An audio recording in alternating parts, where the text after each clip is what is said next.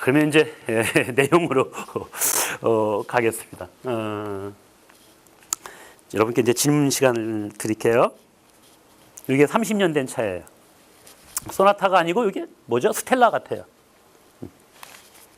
이 차를 여러분이 지금 타고 계시는데 주변에 있는 사람들이 이렇게 하는 거 막 보면서 막 웃는 거예요. 막 이러고 막 그래요.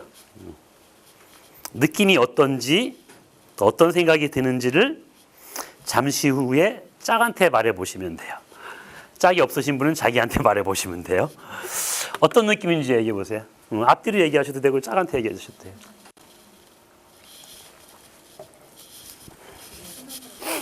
되게 오래된 차예요. 30년 된 차를 타고 있을 때.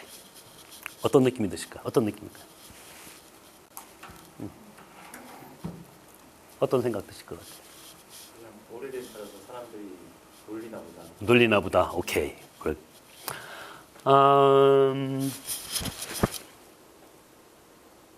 그러면 사람들이 막 이렇게 할 때 화날 수 있겠네요. 뭘 봐 자식아 이렇게 나올 수 있겠네요. 두 가지 양태를 볼 수 있어요. 근데 미리 말씀드립니다. 제가 오늘 되게 좋아하는 단어를 소개할 텐데 한번 따라해 주세요. 상태. 상태란 고정된 게 아니에요. 아시겠죠? 특히 자존감이 그래요. 자존감이 높은 상태일 때는 자랑스러워요. 내가 관리 잘하고 있는 걸 남들이 이렇게 보는구나 라고 그냥 지가 그렇게 여기는 거예요. 그리고 평소에도 요거를 정비를 잘 해요. 그리고 이 차를 타도 편안해요. 낮은 상태일 때는 신경 쓰여요. 그리고 운전하는데 미숙해요. 자꾸 뭔가 불안해요. 결국은 요 세 가지인데요. 내가 어떻게 여기지 내 자신을. 두 번째는 내가 자신감하고도 관계 있는데 내가 할 수 있는 효능감, 자기 효능감이라고도 합니다. 할 수 있어 없어. 그리고 내가 원하는 대로 통제권을 가지고 내 삶을 살아갈 수 있어 없어. 요것이 자존감의 세 가지 아주 개념인데 다 공통적인 게 주관적인 거예요. 그 내가 어떤 상태냐에 따라서 해석을 달리하는 거죠. 그러니까 정리하면 이렇게 세 가지가 돼요. 똑같은 난데도 내가 나를 어떻게 보느냐, 자아상, 자기 개념이 어떤가.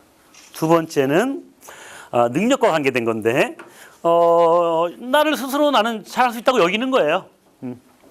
세 번째가 나는 내 인생을 행복하게 살아갈 수 있다고 여기는 거예요. 그죠? 이 세 가지에 대한 공부예요.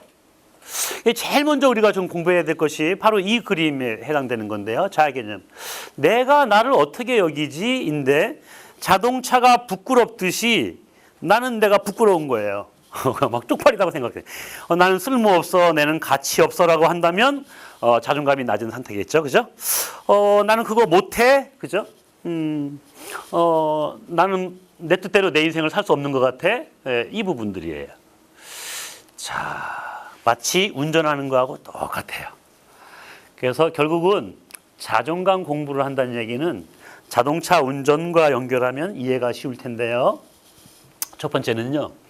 내 인생은 내가 통제하고 주도하고 살 수 있어. 남들한테 휘둘리지 않고 남의 가치가 아니라 내가 내 가치로 살아가느냐 그렇지 않느냐에 조절을 할 수 있는 핸들을 가지고 있느냐. 두 번째는 자꾸 우리를 제한하는 게 있어요. 능력을 제한시키는 게 있어요. 저한테도 있고 여러분 다 있습니다. 그죠? 내가 나를 제한하는 거예요. 사실은 남이 아니고. 그래서 이 브레이크를 풀고 가는 거예요. 세 번째는 의자 바짝 당겨서 막 긴장하면서 운전하는 것이 아니라 넓게 뒤로 앉아서 1차, 2차, 3차까지도 가면서 운전하는 거예요. 네 번째는 이게 엔진 또는 엑셀도 중요하잖아요. 그죠? 스스로 자기를 동기부여하면서 가는 거예요. 그리고 우리 감정 찌꺼기가 막 있어요. 그죠? 수치심, 부끄러움, 죄진 뭐 이런 거 있어요. 그게 나를 막 힘들게 하는 거예요. 핵심은 간단해요. 이거 교환하고 가면 돼요. 교환 방법을 사람들이 좀 모르겠죠. 그죠? 그걸 제가 정화라고 표현을 하겠습니다. 이거 내보내고 가는 거예요. 내보내고 그리고 좋은 거 받아들이는 거예요. 제가 오늘 공명이라고 얘기했잖아요. 그죠? 그리고 좋은 것과 공명하는 거예요. 근데 이 주파수 내가 라디오 선택할 수 있어요. 결국은 이것이 우리를 성취하게도 만들어요. 그죠? 네. 그렇다면 일상에서 자존감을 높일 수 있는 방법들은 무엇인가가 저의 메뉴인데 오늘은 그냥 일부만 하겠습니다. 참 실은 저는 이제 리더의 자존감이라고 한 이유가 있죠. 10년 전에 논문을 썼어요. 자존감에 대한 논문이에요. 실험 연구였고요. 근데 어른들, 성인에 대한 연구가 많지 않았어요. 거의 다 애들을 다뤘어요. 왜일까 한번 좀 생각을 해보실래요? 자, 타이틀이 아이에 대한 자존감, 행복, 부모예요. 그죠? 왜 그럴까? 부모의 자존감이 아이한테 대물림 된다고 하더라고요. 그러니까 부모가 생존 모드잖아요. 생존 모드일 때 어떤 언어가 나가는지 아시겠죠? 그죠? 그러면 애는 그대로 그 언어의 영향을 받는 거예요. 그래서 부모가 자존감이 높아야 아이도 자존감이 높다. 뭐 이제 이런 얘기가 있다 보니까 당연히 이쪽 책들이 이제 각광을 받게 된 거죠. 근데 우리는 성인이에요. 그죠? 성인입니다. 이거하고는 좀 다른 점이 있단 말입니다. 우리가 아이 때는 말이에요. 아무런 개념이 없는 거예요. 자아 개념이. 예를 들면 그 오리 아래에서 깨어날 때 사람이 옆에 앉아 있으면 맨 처음에 각인되는 사람은 엄마를 보잖아요. 그만큼 아무것도 없는 상태예요. 근데 사람은 좀 다르겠지만 얘도 자기에 대한 정체성, 내가 누군지 자아 개념이 없죠. 우리 어릴 때. 그러면 어떻게 만들어지느냐? 주변에 있는 사람, 주로 부모죠. 또는 선생님. 그죠? 이 사람들이 나한테 뭐라고 표현하고 어떻게 상호작용했느냐가 그 영향을 미치는 거예요. 예를 들어 볼게요. 너는 세모야 이놈아, 세모야 이놈아를 자주 반복해서 들었어요. 그럼 저는 세모라고 여기는 거예요. 그게 자아 개념이에요. 그죠? 이거는 되게 지속돼요. 그 흔적이 어른인 지금까지도 우리가 이제 묻어 있으니까. 또는 너는 동그라미야, 동그라미야 하면 동그라미가 되는 거예요. 그러니까 애가 무엇인가 하다가 실수했는데 엄마가 넌 그것도 못하니 이 바보 멍청아 막 했어요. 근데 한두 번이 아니라 여러 번 했다고 쳐요. 그러면 얘는 나는 이걸 못하는 애라고 자아상, 자기 개념이 생길 거예요. 그죠? 그리고 유사한 어떤 환경에 닥치면 이미 쫄아버릴 거예요. 그러면 능력을 제대로 발휘하지 못하겠네요. 근데 재밌는 현상 따라해 주세요. 생존 모드. 엄마가 생존 모드였어요. 이쪽 엄마는 달라요. 애가 조각 맞추기 하다가 실수했어요. 그때 엄마가 이렇게 얘기했어요. 괜찮아 괜찮아. 더 해봐. 실수도 할 수 있는 거야. 엄마도 실수하면서 컸어. 이렇게 했어요. 허용하게 되네. 근데 이 허용하는 단어는 생존 모드에서는 안 나갑니다. 아시겠죠? 이 모드일 때 가능해져요. 이것이 조직으로 가면 그죠? 똑같습니다. 어떤 영업사원들이 고객을 만나서 마케팅 영업을 해야 되는데 직장 상사가 막 어떤 그죠? 자존감 낮추는 걸 했다. 총알이 다 떨어지는 걸 거예요. 그죠? 제가 어릴 때 경험인데 부모님이 이렇게 다투다가 아버지가 문 닫고 확 나갔어요. 그러니까 어머니가 뭐라고 했냐면 뒤에다 대고 밴댕이 소갈딱지 밴댕이 소갈딱지 남자가 아주 속이 너무 좁아 막 그러다가 이걸 신체에 비유했어요. 이마에다가 이마가 좁아서 속도 좁아 이렇게 하는 거예요. 그럼 저는 어떤 생각이 이마가 좁으면 속이 좁구나를 배웠어요. 근데 그것이 저한테 불똥이 떨어진 거예요. 너도 똑같아 막 그런 거예요. 구경하고 있는 저한테. 그러면 저는 나는 아빠 닮아서 이마가 좁으니까 속도 밴댕이 소갈딱지야. 이제 이렇게 생각하고 있는 차에 애들이랑 나가서 이제 감정도 다투고 그런 일이 있으면 내가 속이 좁아서 이랬구나. 내가 못나서 이런 거구나. 아빠 닮아서 한다. 원래 내가 이런 놈이구나.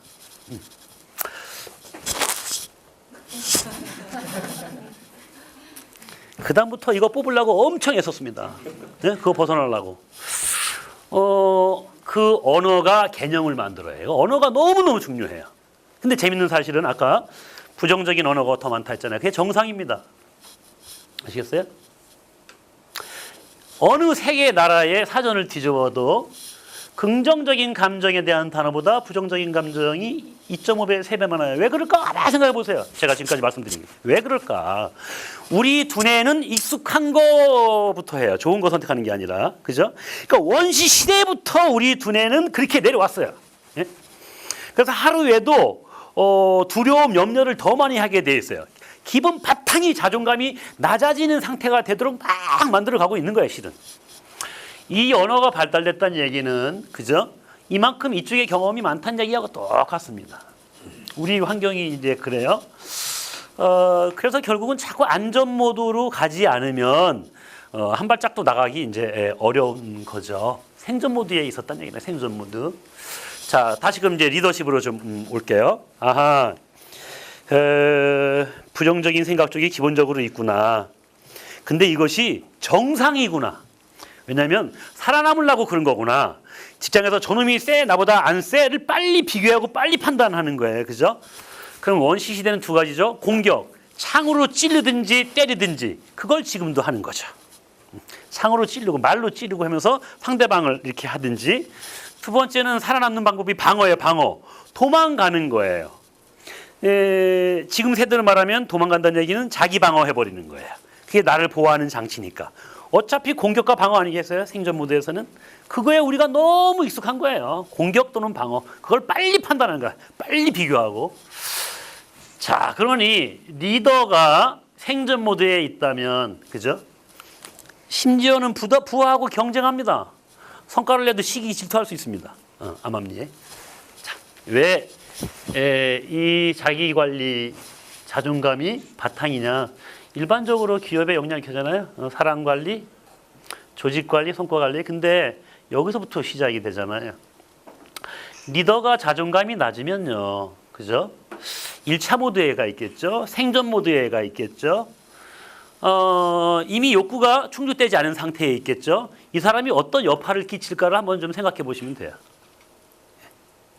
부하들한테 어떤 영향을 미칠까? 그래서 고민 좀 해보겠습니다. 리더십은 영향력을 행사하는 사람이잖아요. 그죠? 그러면 이 영향력이, 리더의 영향력이 어디서 나오지?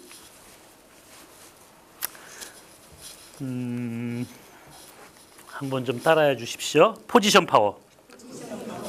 대부분의 조직에서의 리더의 영향력은 포지션에서 나왔어요. 포지션은 이거죠. 사원, 대리, 과장 이렇게 직급이나 직위 포지션이 올라갈수록 파워가 세지고 이걸로 영향력을 발휘했어요. 이 두 가지에서 나오는데 그거는 업무 분장을 하든가 성과 평가를 하든가 이거는 아주 기본적인 거예요. 그죠? 문제는 이걸 제대로 못하면 직원들이 우습게 여기죠. 저항하든지 따르지 않아요. 제대로 하면 좀 따를 거예요. 더 심한 문제는 과도하게 포지션 파워를 사용하면 저항해요. 예를 들면 제가 첫 직장이 미도파였는데 그 당시에 이랬어요. 저보고 위에 있는 야, 그 담배 사와 이랬어요. 그 당시엔 그렇게 됐어요. 지금 야 담배 사와 그러면 저항할 거예요. 왜냐하면 과도한 포지션 파워를 쓰고 있는 걸 거예요. 여기 기본입니다. 그런데 이 포지션 파워는 포지션이 없어지는 순간 해제돼요. 그죠? 대령님 아시겠지만 병장이 전역하는 순간 포지션 끝나서 이래라 저래라 못한단 말이에요. 맞죠?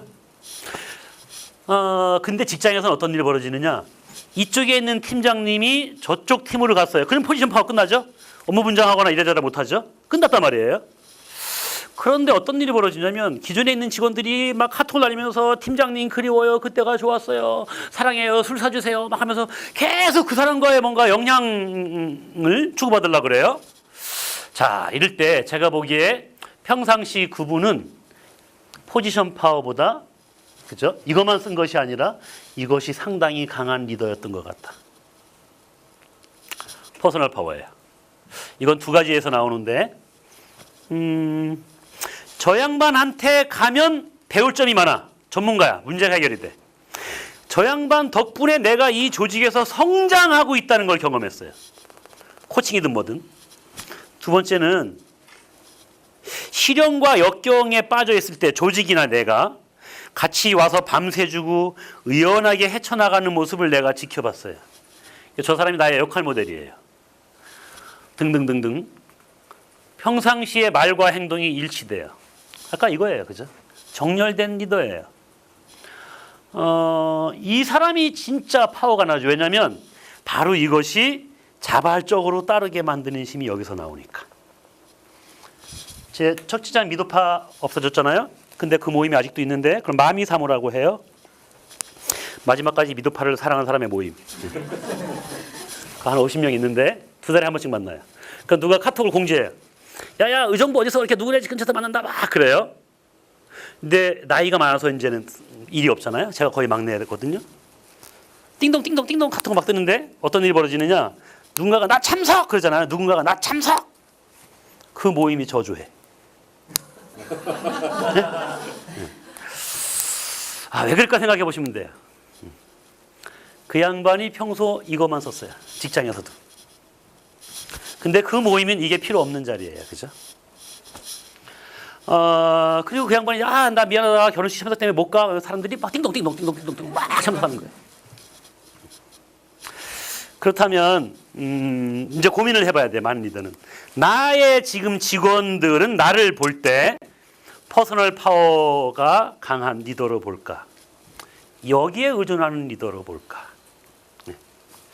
자존감 강한 높은 리더는 이걸 쓸 거예요. 이건 집에 가서도 마찬가지인데 집에 가서 이래 마 저마 야 똑바로 청소하고 그러면 포지션 파워가 엄마 아빠 할 거예요. 애들이 그걸로 복종하고 따르면 물론 안 따르기도 해요. 근데 문 열고 들어갔더니 엄마 왔어 아빠 왔어 하면서 막 매달리고 막 지들이 자발적으로 막 학교에 얘기하고 막 이렇다면 이쪽에 가까울 거예요. 그죠? 또 짝이랑 한 30초만 얘기할게요. 나는 어느 쪽에 강한 엄마 아빠 같은지. 결국은 자존감 높은 리더가 진정한 영향력, 그죠? 자발적으로 따르게 만드는 힘을 갖는 거죠. 연결감이 있는 리더이기 때문에. 그래서 사례를 좀 보겠습니다. 첫 번째, 연산군이에요. 전형적으로 1차 입장에 머물러 있는 사람이었어요. 그리고 상자 안에 들어갔다고 얘기합니다. 아시겠죠? 자기의 상처를 극복하지 못했다고요. 이 사람의 특징을 말할까요? 자기 개방을 안 했어요. 거의 이제 조선왕조실록을 딱 보면 되게 음험하다. 속얘기나 이걸 드러내지 않았다. 이걸 이제 자기 개방 없는 사람입니다. 그리고 마음에 아주 복수심으로 불타고 있다가 들이받고 다 죽게 만들었죠. 그죠? 네. 그리고 자기 얘기하는 거예요. 직면, 수치심, 부끄러운 거 꺼내는 걸 너무나 싫고 해서 싹 없애버리는 거죠. 덮는 거에 능한 거예요. 인조, 머리 박은 왕이에요. 그죠? 머리쿠로. 게다가 서자 출신이에요. 기본적으로 열등감을 가지고 있어요. 무능감까지 있어요. 이게 자기 효능감. 근데 요 소현세자가 볼모로 잡혀갔잖아요. 잡혀가서 엄청난 공부를 해온 거예요. 그죠? 그리고 돌아왔는데 얘한테 열등감 느껴요. 아시겠어요? 아들한테. 그리고 얼마 되지 않아서 죽었어요. 이거 독살설이 있습니다. 기본적으로 아버지들은 자기 포지션을 지키기 위해서 후계를 안 키우기도 하고 뭐 이렇게 독살도 하고 뭐 기본적으로 바탕은 열등감에 가지고 있어요. 영조 엄청 완벽하려고 애쓴 사람이에요. 이 양반도 기본적으로 열등감이 있었어요. 영화 대사입니다. 네가 잘해야 애비가 욕을 먹지 않는다. 네가 실수할 때마다 아주 가슴이 벌렁벌렁 가지고 죽는 줄 알았다. 뭐 귀 씻고 막 그런 거 보셨죠, 그죠? 네. 이 사람도 아킬레스건이 다 있죠, 그죠? 여기서 자유롭지 못한 거예요. 그리고 자기 아들 사도세자를 죽게 만들었죠. 그러니 리더가 자존감이 낮을 때 나라도 그렇고, 그죠? 이런 일이 벌어지는 거예요. 벗어나지 못합니다. 자기와 연결되지 않습니다. 자기를 직면하는 걸 되게 아주 두려워합니다. 언론 뭐 이런 거 통제 뭐 그런 거 마찬가지죠, 그죠? 기본적으로 자기 애에 빠져 있어요. 아주 1차 관점으로만 보는 거예요. 그죠? 1차 관점으로만. 그래서 운전 방식이 이거죠. 계속 휘둘리는 거예요. 필터를 갈지도 않고 과거의 약점에 사로잡혀 있고 1차 생존 모드에만 잡혀 있고 그러면서 병리적인 행동도 나타나고 요 감정 찌꺼기 아까 그죠? 양자의학이 나온 것처럼 이것이 따로 놀면 몸이 아프고 뭐 그죠? 병리적인 현상이 생기는 거고 계속 방전된 상태로 가는 거예요. 반면에 자존감 높은 사람은 이걸 직면하죠. 그리고 있는 그대로를 연결합니다. 그리고 2차, 3차까지 갑니다. 그 대표적인 인물이 정조예요. 역사학자들은요, 정조가 10년만 더 살았어도 6.25 전쟁이 안 났고 일본한테 먹히지도 않았다. 이거 누구나 얘기합니다.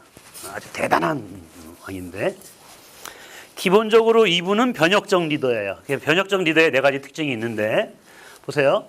계속 암살 이어받고, 바로 아버지가 죽는 걸 눈앞으로 봤잖아요. 뒤주에 갇혀서. 그렇게 되면 내가 왕이 되면요, 노론 다 죽여버릴 거예요. 그죠? 다 죽여버릴 거예요. 근데 그래 안 했다고요. 되게 건강한 방식으로 해나갔습니다. 원한 이거보다도 우리나라가 어디로 가야 되지? 쪽으로 갔고요. 개인적인 원한보다도. 이 자기 신념에 따라서 일치되는 노력을 했습니다. 말한 거하고 자기 행동하고. 심지어 이게 정약용이가 암행어사 했던 적도 있거든요. 저쪽 사람을 저기 처단해 주세요. 처단했어요. 말한 거 책임지고 합니다. 그리고 1차 레벨이 아니라 2차 백성, 그죠? 전체 탕평책, 물론 이제 위에 아버지 때도 썼지만 할아버지 때도, 그리고 이쪽 자리로 가는 특징을 가지고 있어요. 네. 결국 이런 특징 가지고 있습니다. 기본적으로 자기 가치, 쓸모에 대해서, 자기 능력에 대해서, 운전법에 대해서 이걸 다 가지고 있죠. 그러니까 리더가 자존감이 높냐 낮느냐가 너무너무 중요해요.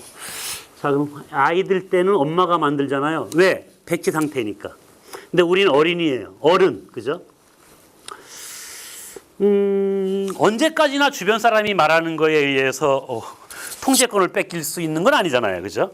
그러니까 우리는 선택할 수 있는 존재인데, 제 논문에서 한번 다뤘는데, 결국은 나를 제한하는 거, 브레이크를 풀고 가는 거예요. 그 방법이 객관적인 자기인식, 자기개방, 자기수용 과정이 자기성장 과정이고 자존감을 높이는 과정이고요. 자기와 연결된 시간을 갖는 거예요.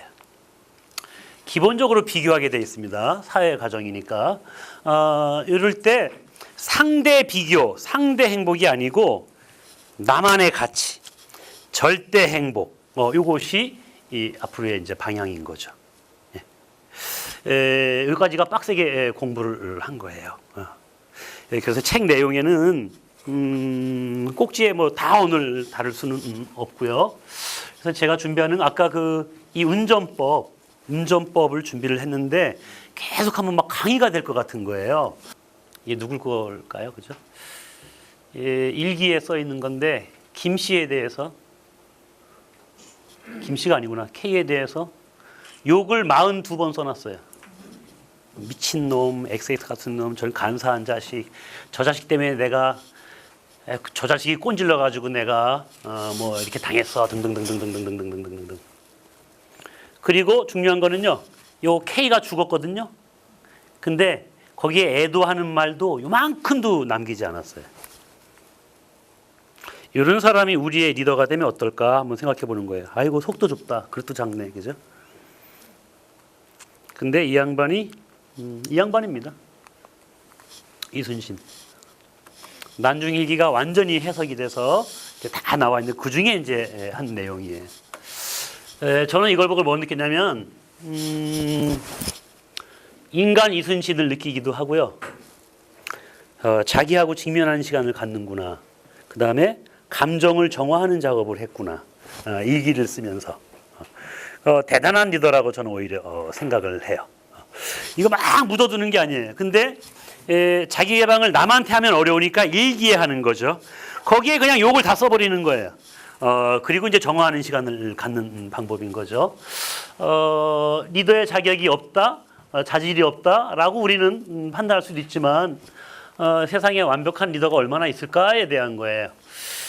그래서 개념 하나를 좀 소개를 합니다. 리더십 개념인데요. 바로 제가 잘 좋아하는 단어인데, 상태인 거예요. 상태. 따라해 주세요. 일반적 상태. 제가 오늘 여기 오다가 창문 열고 침을 딱 뱉었어요. 저한테 존경할 하나도 없는 거예요. 그죠? 저는 이 상태예요. 그때가. 근데 출근을 해서 회의실에 들어가서 직원들과 회의를 해요. 그럴 때는 저의 개인적인 이기를 버리고 전체 다수의 가치에 맞는 의사결정을 내려요. 그러면 저는 리더십 상태에 와 있는 거예요. 예. 우리는 계속 이 두 싸움을 할 수밖에 없어요. 우리는 완벽하지 않아서. 그러나 여기에 있지만 이쪽으로 더 가는 노력을 하는 거죠. 결국은 과정이지 고정된 건 아니다, 리더가. 역사적으로 우리가 아주 엄청 존경하는 리더도 다 뒤에 쿨인 것도 있고 아직 우리가 모르는 것뿐이죠. 그렇다고 그 사람의 자질이 없다라기 보는 게 아니라 일반적인 상태도 있구나. 그죠? 술 먹을 때는 정말 모처럼 되기도 해요. 근데 정신 차리고 왔으면 이쪽이면 되는 거 아니겠느냐는 얘기입니다. 그죠? 근데 단편만 보고 자기 비하를 한다거나 그건 필요 없지 않느냐.